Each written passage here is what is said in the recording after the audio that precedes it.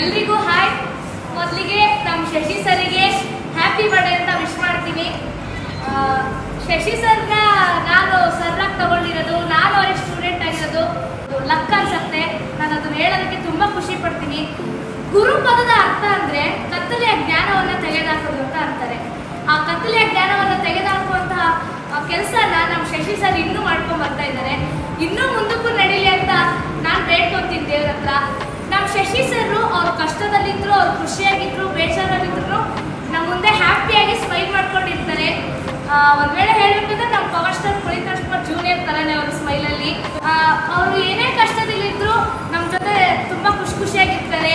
ನಮ್ಮ ಬೇಜಾರದಲ್ಲಾಗಿರ್ಬೋದು, ನಮ್ಮ ದುಃಖದಲ್ಲಾಗಿರ್ಬೋದು, ನಮ್ಮ ಫ್ಯಾಮಿಲಿ ಪ್ರಾಬ್ಲಮ್ಸ್, ನಮ್ಮ ಪ್ರಾಬ್ಲಮ್ಸ್ ಆಗಿರ್ಬೋದು, ಯಾವುದಕ್ಕೆ ಆಗಲಿ ನಾನು ನಿಮ್ಮ ಜೊತೆ ಇದ್ದೀನಿ, ಅಣ್ಣ ಥರ ಆಗಿರ್ತೀನಿ, ಸರ್ ಥರ ಇದ್ದೀನಿ ಅಂತ ನಮ್ಮ ಹಿಂದೆ ಯಾವಾಗಲೂ ಇರ್ತಾರೆ, ನಮ್ಮನ್ನು ಬೆಂಬಲಿಸ್ತಾ ಇರ್ತಾರೆ. ನಾವು ಎಲ್ಲ ಮಕ್ಕಳು ಕೂಡ ತಪ್ಪು ಮಾಡ್ತೀವಿ, ಸರಿನೂ ಮಾಡ್ತೀವಿ.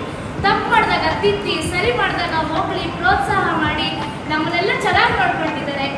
ಅವರಿಗೆ ಅವ್ರ ಬೆನ್ಮೇಲೆ ತುಂಬ ಭಾರ ಇದೆ. ಒಂದು ಕಡೆ ಡ್ಯಾನ್ಸ್ ಕ್ಲಾಸ್ ನೋಡ್ಕೋಬೇಕು, ಇನ್ನೊಂದು ಕಡೆ ಫಿಲಮ್ಸ್ನ ನೋಡ್ಕೋಬೇಕು, ಮತ್ತೊಂದು ಕಡೆ ಮನೆ ಜವಾಬ್ದಾರಿ ಇದೆ. ಅದನ್ನೆಲ್ಲದನ್ನು ಈಸಿ ವೇಯಲ್ಲಿ ಹ್ಯಾಂಡಲ್ ಮಾಡ್ಕೊಂಡು ಹೋಗ್ತಾ ಇದ್ದಾರೆ.